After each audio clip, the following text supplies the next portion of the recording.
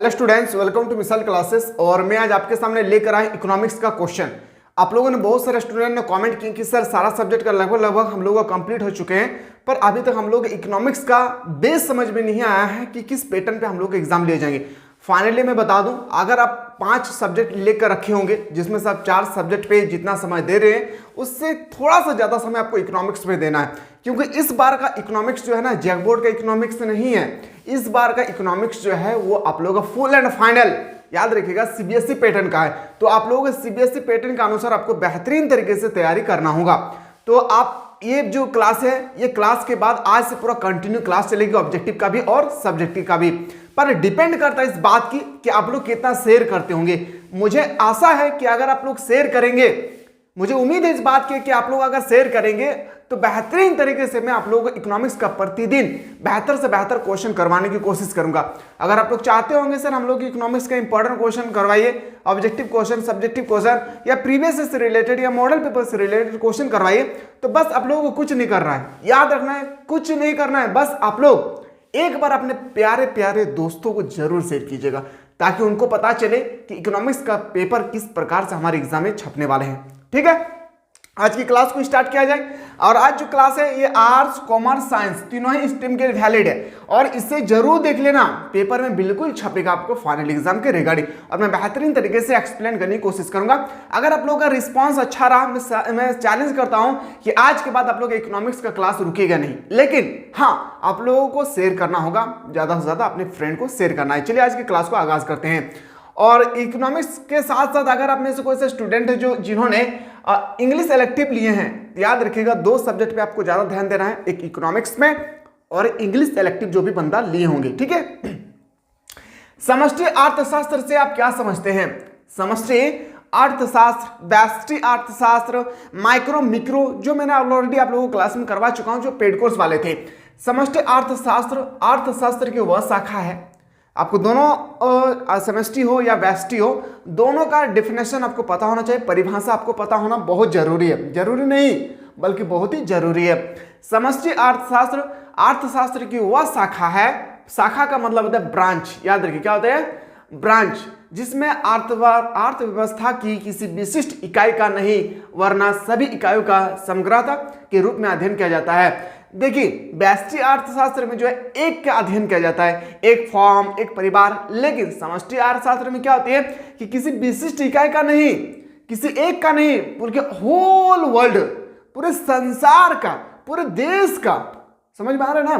तो यहाँ पे वही लिखा है विशिष्ट इकाई का नहीं वरना सभी इकाइयों का समग्रता मतलब कलेक्टिव, इंग्लिश में उसको कलेक्ट कहते हैं, कलेक्ट के रूप में अध्ययन किया जाता है। जैसे कुल राष्ट्रीय आय, नेशनल इनकम, क्या हो जाती है नेशनल इनकम, कुल उत्पादन, टोटल प्रोडक्ट, क्या होता है टीपी, टोटल प्रोडक्ट एंड कुल रोजगार, याद रखिएगा टोटल आपका एम्प्लॉयमेंट। समझ में आ रहा है ना मेरे लाल, ये होता है समष्टि अर्थशास्त्र। जब भी समष्टि अर्थशास्त्र की बात करें तो पूरे भारत का अर्थव्यवस्था के बारे में आपको सोचना है। अगर व्यष्टि अर्थशास्त्र के बारे में बात करें तो एक फॉर्म, एक परिवार, एक उत्पादक, जब भी आपका समष्टि पूछे, सम मतलब सभी के लिए, याद रखना है, सम मतलब सभी के लिए आप लोगों को ध्यान पर रखकर याद रखना है। और इसका डेफिनेशन इतना ही है और इसको इसी तरह से लिखना है, और ये पेपर में आपका क्वेश्चन छपेगा 2 मार्क्स का, नोट डाउन करते रहिएगा। ठीक है, चलिए सर अगला क्वेश्चन, मध्यवर्ती वस्तु क्या है? मैंने आपको बताया था कि मध्यवर्ती वस्तु क्या है, समझिएगा, फिर से मैं बता रहा हूं। मध्यवर्ती वस्तु वे वस्तु जो उत्पादन की सीमा रेखा के अंदर होती है, उत्पादन के सीमा रेखा के अंदर होती है। अब क्या सर सीमा रेखा के अंदर में क्या होती है समझिएगा, और अंतिम प्रयोगकर्ताओं द्वारा प्रयोग के लिए तैयार नहीं होती है। यह उत्पादकों द्वारा कच्चे माल के रूप में प्रयोग किए जाते हैं, और यह हमेशा कच्चे माल के, जब भी आपके मध्यवर्ती वस्तु के बात करें तो हमेशा आपको कच्चे माल याद रखना होगा। ठीक है, समझिएगा, यह उत्पादकों द्वारा कच्चे माल के रूप में प्रयोग किए जाते हैं। जैसे ब्रेड के उत्पादन में प्रयोग किया जाने वाला गेहूं मध्यवर्ती वस्तु है। देखिए सबसे पहले क्या आता होगा मेरे लाल, समझिएगा, सबसे पहले गेहूं आता होगा, उसके बाद गेहूं से हम लोग निकालते हैं आटा, आटा से निकालने के बाद हम लोग निकालते हैं ब्रेड, क्या निकालते हैं ब्रेड। तो ये जो ब्रेड है ना, ब्रेड, ये ब्रेड जो आप लोग कहां से तैयार हो रहा है, तो गेहूं से। तो ये गेहूं को ही हम लोग बोलते हैं मध्यवर्ती वस्तु, क्या कहेंगे, गेहूं को ही हम लोग कहेंगे, वेट को ही हम लोग कहेंगे मध्यवर्ती वस्तु। देखा, फिर से एक बार डिफिनेशन को समझिए क्योंकि ये बहुत ही इंपॉर्टेंट है आपके पेपर के रिगार्डिंग, समझिएगा। मध्यवर्ती वस्तु वे वस्तुएं हैं जो उत्पादन की सीमा रेखा, उत्पादन की जो भी सीमा रेखा होगी के अंदर होती है, और अंतिम प्रयोगकर्ता जो अंतिम रूप से उपभोग करते हैं, कौन? ब्रेड, जो मतलब हम लोग खा रहे होंगे, प्रयोगकर्ता के द्वारा प्रयोग के लिए तैयार नहीं होती है। यह उत्पादकों द्वारा कच्चे माल के रूप में प्रयोग किए जाते हैं। यह उत्पादकों द्वारा कच्चे माल के रूप में हम लोग इसको उत्पादन करते हैं, जिससे ब्रेड के उत्पादन में प्रयोग किए जाने वाला गेहूं मध्यवर्ती वस्तु है। ठीक है, आज के बाद कभी भी मध्यवर्ती वस्तु के बारे में कभी भी डिफिनेशन आए तो आपको इसी तरह से अच्छी तरह से लिखना है। लेकिन याद रखिए, जो मैं आप लोग यहाँ पे एग्जांपल बताया था, गेहूं से आटा, आटा से ब्रेड, इस डिफिनेशन को लिखने के बाद आपको एग्जांपल में ये जरूर लिखना है। ठीक है, अगर अच्छा मार्क्स लाना है तो। आते हैं सर, औसत उत्पादन क्या है? औसत उत्पादन समझिएगा, एवरेज प्रोडक्ट क्या होती है? एवरेज प्रोडक्ट क्या है? परिवर्तनशील साधन के प्रति इकाई उत्पादन को औसत उत्पादन कहते हैं। क्या कहते हैं? याद रखिएगा, समझिएगा, परिवर्तनशील साधन के प्रति इकाई उत्पादन को औसत उत्पादन कहते हैं। और इसका होता है, याद रखिएगा मेरे शेर सैनियों, औसत का मतलब एवरेज, उत्पादन का मतलब product, total product equal to total price divided by L मतलब क्वांटिटी। ये आपको याद रखना होगा, ये आपका फॉर्मूला है। इस बेस पे कभी भी आपसे ऑब्जेक्टिव के साथ साथ सब्जेक्टिव का भी क्वेश्चन पूछे जाएंगे। ठीक है, बाजार सब क्या समझते हैं? देखिए, बाजार वो नहीं है जहां पे सामान बेचते होंगे। याद रखिएगा, बाजार का डिफिनेशन आपको इकोनॉमिक्स का लैंग्वेज में देना है। अक्सर हम लोगों को समझ में आना चाहिए कि इकोनॉमिक्स का लैंग्वेज में मैं कैसा आंसर करूं। समझिएगा, बाजार से अभिप्राय सामान्यतः वैसे किसी भी स्थान से है जहां वस्तुओं या सेवाओं को बेचने एवं खरीदने का प्रक्रिया संपादित की जाती है, इसे हम लोग बाजार कहते हैं। सिर्फ सामान बेचने वाली जगह को हम लोग बाजार नहीं कहते। बाजार उस जगह को कहा जाता है जहां पे सामान बेचने वाले हो और सामान को खरीदने वाले हो, और एक ऐसा मूल्य पर निर्धारित हो दोनों व्यक्ति जिससे वस्तु का आदान प्रदान हो जाए। वो हमें वस्तु दे देंगे, मैं उसको पैसा दे दूंगा। जब इस बात पर सहमत हो जाएगी तो हम लोग इसको बाजार कहते हैं। ठीक है, बाजार उसे नहीं कहते हैं जहां पे सामान बिकता है।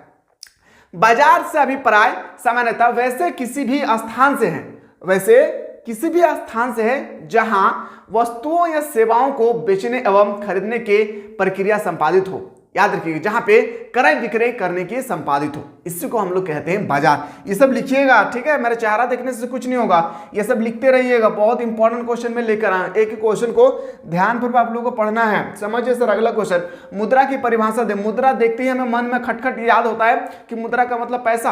अब पैसा किसे कहते हैं ये आपको पूछा गया एग्जाम में, और ये क्वेश्चन कई सालों से कंटिन्यू लगातार सीबीएसई पैटर्न में पूछे जा रहे हैं। और जैक बोर्ड तो अब मैंने पहले ही बताया कि आप लोगों का सीबीएसई पैटर्न चेंज हो चुका है।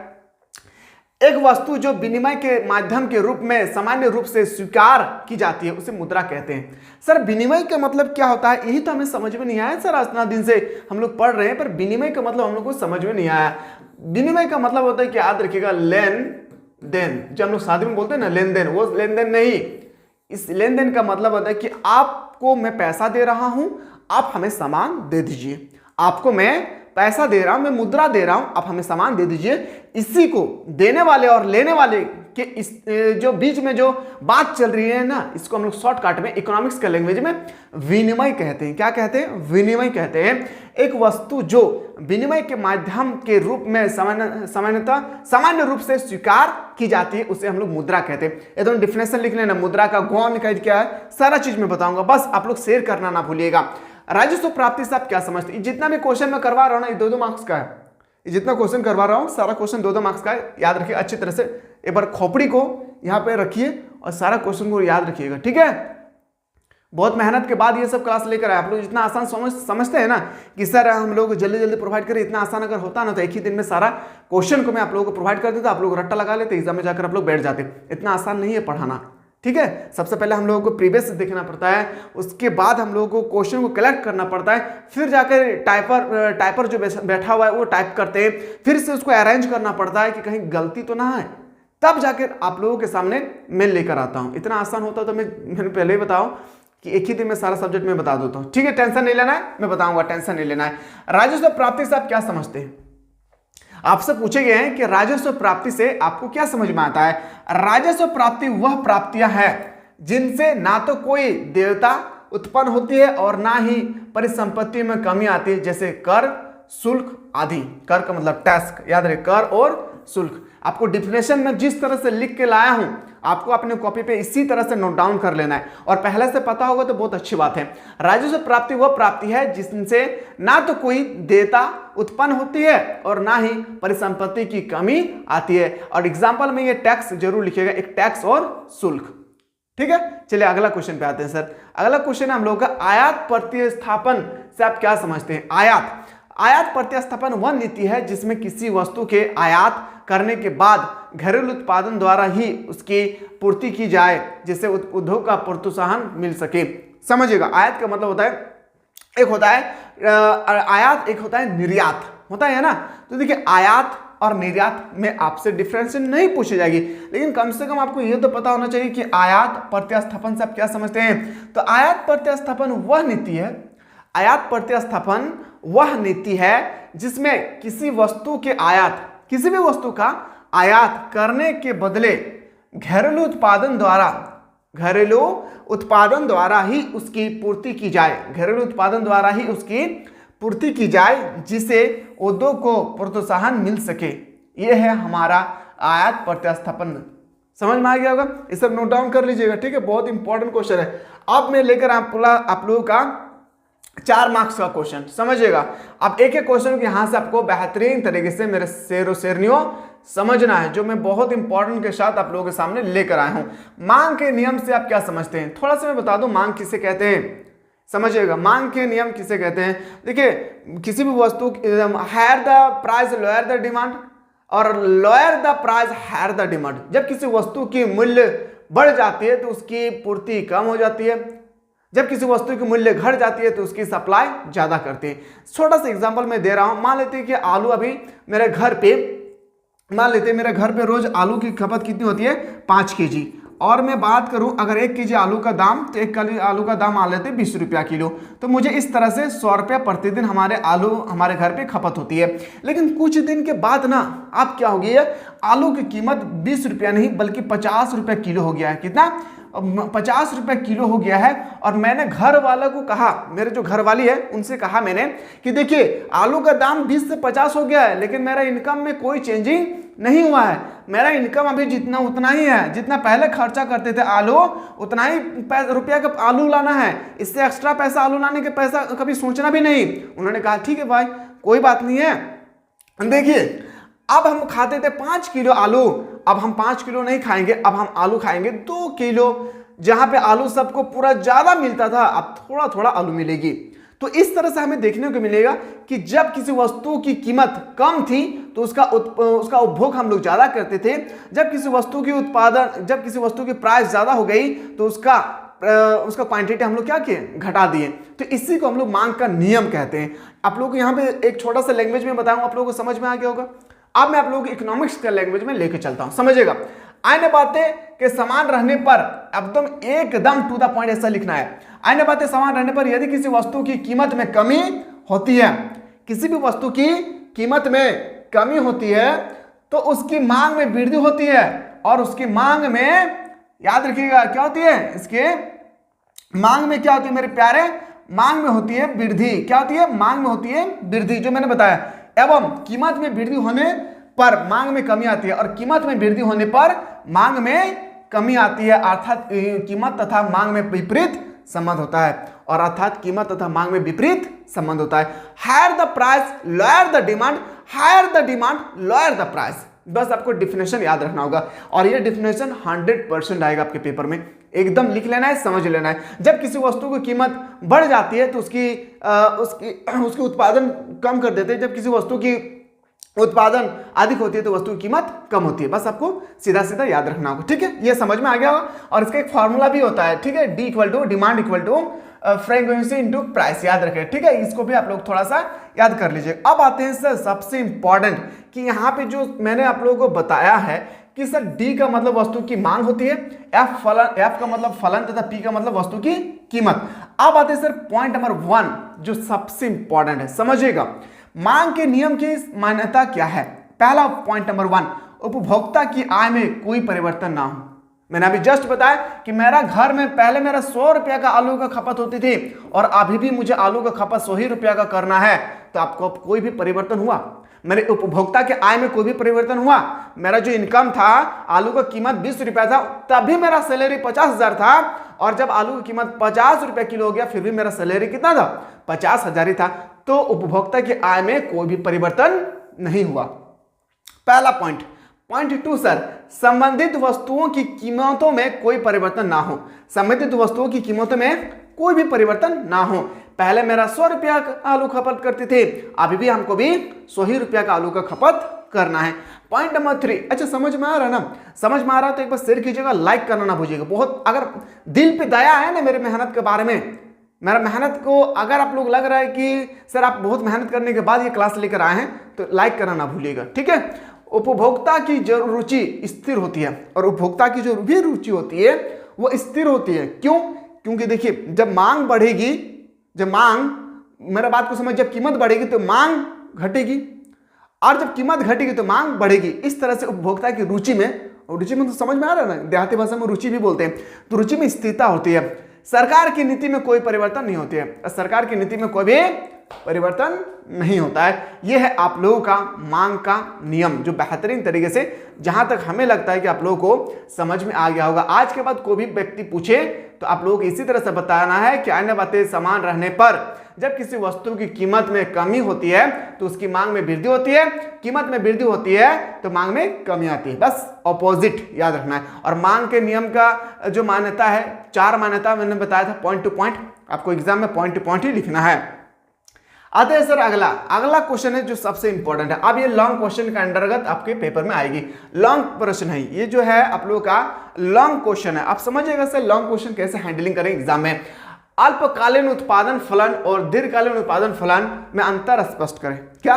अल्पकालीन उत्पादन फलन और दीर्घकालीन उत्पादन फलन में अंतर स्पष्ट करने के लिए कह रहा है। अल्पकालीन का मतलब अल्प समय के लिए, दीर्घकालीन के लिए बड़ा समय के लिए। अल्पकालीन उत्पादन फलन और दीर्घकालीन उत्पादन फलनों में अंतर निम्न बिंदुओं के आधार पर किया जा सकता है। एकदम ऐसा ही फाइनल एग्जाम में लिखना है, ठान के रखिए। जिस तरह से मैं बता रहा हूं, लिखने का भी टेक्निक एग्जामिनर चेक करते हैं कि बंदा को लिखने का तरीका पता है या नहीं, या सिर्फ ऐसा ना हो कि रट्टा लगाकर वो पूरा स्पीड छाप दिए हैं। लिखने का तरीका बहुत मायने रखता है मेरे प्यारे, समझ में आ रहा है ना? चलिए पॉइंट नंबर 1, समय अवधि। अल्पकालीन उत्पादन फलन समय की एक छोटी अवधि से संबंधित होती है। मैंने अभी जस्ट बताया कि अल्पकालीन मतलब अल्प मतलब थोड़ा सा, दीर्घकालीन मतलब बड़ा सा। ठीक, इस यहाँ पे डिफिनेशन आपसे यही कह रहा है कि अल्पकालीन उत्पादन फलन समय की एक छोटी अवधि से संबंधित होती है, एक समय की एक छोटी सी अवधि से संबंधित होती है, जबकि दीर्घकालीन उत्पादन फलन समय की एक लंबी अवधि से संबंधित होती है। बस आप लोगों को पॉइंट याद रखना होगा, एक याद रखेंगे एक ऑटोमेटिक उसको अपोजिट कर देना है। समय अवधि में क्या लिखना है? अल्पकालीन उत्पादन फलन समय की एक छोटी इकाई, एक छोटी अवधि से संबंधित होती है, एक छोटा अवधि के लिए संबंधित होती है, जबकि दीर्घकालीन उत्पादन फलन समय की एक लंबी अवधि से संबंधित होती है, लंबी अवधि से संबंधित होती है। ठीक है, पॉइंट नंबर 2, परिवर्तनशील साधनों की संख्या। अब आते हैं सर परिवर्तनशील साधनों की संख्या क्या होती है? अल्पकालीन उत्पादन फलन में केवल एक साधन परिवर्तनशील होता है। अल्पकालीन, अल्प मतलब समझ में आ रहा है एकदम थोड़ा सा, तो अल्पकालीन उत्पादन फलन में केवल एक साधन परिवर्तनशील होता है तथा अन्य स्थिर होते हैं, तथा अन्य क्या होता है?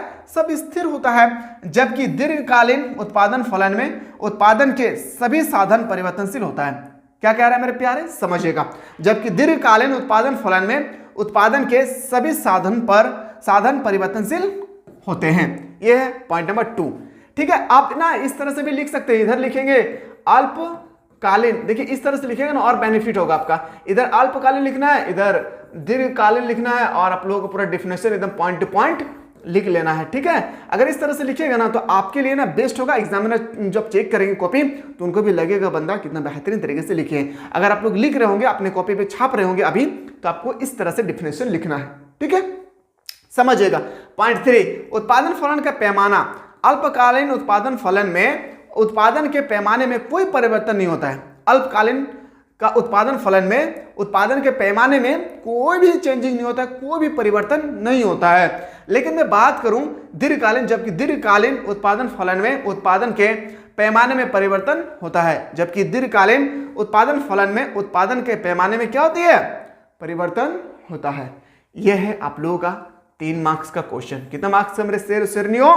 3 मार्क्स का क्वेश्चन है जो आपसे पूछे जाएगी। अल्पकालीन उत्पादन फलन, दीर्घकालीन उत्पादन फलन में आपको अंतर स्पष्ट करना होगा।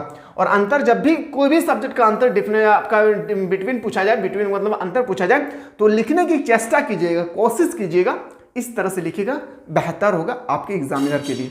ठीक है, चलिए सर अगला क्वेश्चन पे आते हैं। पूर्ण प्रतियोगिता बाजार की 3 विशेषता कौन सी है? लिख ले मेरे शेरों शेरनियों। ये क्वेश्चन आपके पेपर में छप रहा है, याद रखिए, अभी एग्जामिनर छप दिए हैं। अगला क्वेश्चन जो है आप लोगों का किसके बारे में सर? पूर्ण प्रतियोगिता बाजार की 3 विशेषता को बताएं। तो 3 विशेषता क्या है समझिएगा। पॉइंट नंबर 1, पहला, क्रेता तथा विक्रेता की संख्या अधिक होना, बहुत इंपॉर्टेंट। पूर्ण प्रतियोगिता बाजार में क्रेता तथा विक्रेता की संख्या जो है ना अधिक होती है, याद रखिएगा। ठीक है, पॉइंट नंबर 1 क्या लिखना है? पूर्ण प्रतियोगिता बाजार में क्रेताओं तथा विक्रेताओं की संख्या अत्यधिक होती है, जिस कारण को भी क्रेता या विक्रेता मूल्य को प्रभावित नहीं कर सकता है। मतलब एक जगह पे अगर मान लेते इस कलम का दाम 10,000 रुपया है, खैर इस कलम का दाम 6,000 रुपया है, इस कलम का दाम अगर 6,000 रुपया है तो 6,000 मेरे दुकान पे अगर 6,000 है तो वहां पे भी जाएंगे तब 6,000 होगा, दूसरा दुकान पे भी जाएंगे तो 6,000 होगा। ये आपको यहाँ पे पूछे गए हैं पूर्ण प्रतियोगिता बाजार का पहला पॉइंट में विशेषता समझिएगा। क्रेता तथा विक्रेता की संख्या अधिक होना, क्रेता तथा बेचने वाला और खरीदने वाला संख्या अधिक होती है। पूर्ण प्रतियोगिता बाजार में क्रेताओं तथा विक्रेताओं की संख्या अत्यधिक होती है, जिस कारण कोई भी क्रेता या विक्रेता मूल्य को प्रभावित नहीं कर सकता है। ये खासियत है पूर्ण प्रतियोगिता बाजार का। ठीक है, पॉइंट नंबर 2 सर, वस्तुओं की समरूप इकाई, वस्तुओं की समरूप इकाई विक्रेताओं द्वारा बाजार में बेचे जाने वाले सभी वस्तु एक समान होती है। सबसे इंपॉर्टेंट ये बात है कि वस्तुओं की समरूप इकाई, समरूप का मतलब होता है सिमिलर, समांतर, समझिएगा। वस्तुओं की समरूप इकाई विक्रेताओं द्वारा बाजार में बेचे जाने वाले सभी वस्तु, एक वस्तु नहीं, सभी आर्टिकल्स, ऑल आर्टिकल्स एक समान होती है और एक समान होता है। ठीक है, मेरे पास जो कंपनी का पेन है, मेरे पास मैक्सअप कंपनी का है तो दूसरी दुकान पे भी मैक्सअप कंपनी का ही होगा। अगर कंपनी अलग होगा तो प्राइस भी अलग हो जाएगा ना, इसलिए कंपनी क्या सेम टू सेम है। पॉइंट 3, फर्म का स्वतंत्र प्रवेश एवं बहिर्गमन। पूर्ण प्रतियोगिता बाजार में कोई भी नए फर्म उद्योग में प्रवेश कर सकती है तथा पुराने फर्म उद्योग से बाहर निकल सकती है। मतलब यहाँ पे आप कोई दुकान लगाए हैं, उस दुकान को उठाकर दूसरी दुकान आप यहाँ पे बैठा सकते हैं। इसको हम लोग बोलते हैं पूर्ण प्रतियोगिता बाजार का 3 विशेषताएं। तीनों विशेषताओं को अभी मेरे सामने आप लोग अपनी कॉपी पे नोट डाउन कर लीजिए। अभी प्रेजेंट टाइम में आप लोग अभी नोट डाउन कर लीजिए, जो बहुत ही इंपॉर्टेंट है मेरे प्यारे, बहुत ही इंपॉर्टेंट ये क्वेश्चन। आते हैं सर अगला क्वेश्चन कि सकल घरेलू उत्पादन जीडीपी और जीएनपी सकल राष्ट्रीय उत्पादन में क्या डिफिनेशन है, समझिएगा। ये जो मैं आप लोगों को यहाँ पे अंतर में बता रहा था ना, ये डिफिनेशन आप लोगों का जो डिफरेंट था, ठीक इसी तरह से आप लोगों को यहाँ पे डिफिनेशन जैसे मैंने लिखा है यहाँ पे डिफरेंट, तो डिफरेंट आप लोगों को वहां पे इसी तरह से आपको पेपर में लिखना है। सकल घरेलू उत्पादन किसे कहते हैं? एक, पॉइंट नंबर 1, एक लेखा वर्ष में देश की घरेलू सीमा के अंदर उत्पादित सभी वस्तुओं तथा सेवाओं के मौद्रिक मूल्य को सकल घरेलू उत्पादन कहते हैं। समझ में आया क्या बोल रहा है? नहीं समझ में आया? चलिए फिर से बताते हैं, समझिएगा। एक लेखा वर्ष, एक लेखा वर्ष मतलब समझ में आ रहा है 31 मार्च से 1 अप्रैल तक। एक लेखा वर्ष में देश की घरेलू सीमा के अंदर, देश के अंदर, सिर्फ देश के अंदर 28 राज्य, 7-8 केंद्र शासित प्रदेश, ठीक है, तो सभी वस्तुओं तथा सेवाओं के मौद्रिक मूल्य को सकल घरेलू उत्पादन कहते हैं। ठीक, इसका ऑपोजिट, विपरीत आते हैं। सकल राष्ट्रीय उत्पादन, सकल घरेलू उत्पादन, सकल राष्ट्रीय उत्पादन देश में सामान्य निवासियों द्वारा उत्पादित सभी वस्तुओं तथा सेवाओं का मूल्य होता है। इसमें क्या बताएगा सर? सीमा के अंदर, घरेलू सीमा के अंदर। और इसमें क्या बताएगा सर? देश के अंदर सामान्य निवासियों के अंदर से आपसे पूछा गया। समझ में आ रहा है? नहीं समझ में आ रहा है? सही बात बोल रहे हैं, नहीं समझ में आ रहा है? एक बार अच्छी तरह से लिख लीजिए और इसको रट्टा लगा लीजिए, क्योंकि ये क्वेश्चन बहुत इंपॉर्टेंट है। पॉइंट है वो, GDP equal to GNP minus विदेशी से प्राप्त शुद्ध साधन, यह फॉर्मूला है। जीएनपी इक्वल टू होता है जीडीपी प्लस विदेशी से प्राप्त शुद्ध साधन। पॉइंट नंबर 3 में है, यह संकरणी अवधारणा है या विस्तृत अवधारणा है। याद रखिएगा, यह संकरणी मतलब आपका छोटा सा है, विस्तृत मतलब होता है फैला हुआ। ठीक है, तो सकल घरेलू उत्पादन और सकल राष्ट्रीय उत्पादन का ये डिफिनेशन था। ये डिफिनेशन नहीं बल्कि ये डिफरेंट था। और हम लोग अगला क्वेश्चन जो है यहां से हम लोग नेक्स्ट वीडियो में डिस्कस करेंगे। याद रखिए, अगर आप लोग क्लास अच्छा लगा होगा तो बताइएगा, मैं इकोनॉमिक्स का कंटिन्यू क्लास रखने की कोशिश करूंगा दोनों ही टर्म के लिए, टर्म 1 और टर्म 2 के लिए। जहां तक हो सके मैं इकोनॉमिक्स का वो क्वेश्चन प्रोवाइड करने की कोशिश करूंगा जो आपके पेपर में डायरेक्टली छपेगी। बस थोड़ा सा आप लोगों का रिक्वेस्ट है कि आप लोग अपने प्यारे प्यारे दोस्तों को ज्यादा से ज्यादा शेयर कीजिएगा, ताकि उनको भी पता चले कि हमारे फाइनल एग्जाम में किस प्रकार से इकोनॉमिक्स का क्वेश्चन छपने वाले हैं। चलिए देखते हैं कैसा कितना ऐसा स्टूडेंट है जो इकोनॉमिक्स के इंपॉर्टेंट क्वेश्चन के साथ एक्साइटेड रखते हैं पढ़ने के लिए। मिलते हैं नया वीडियो।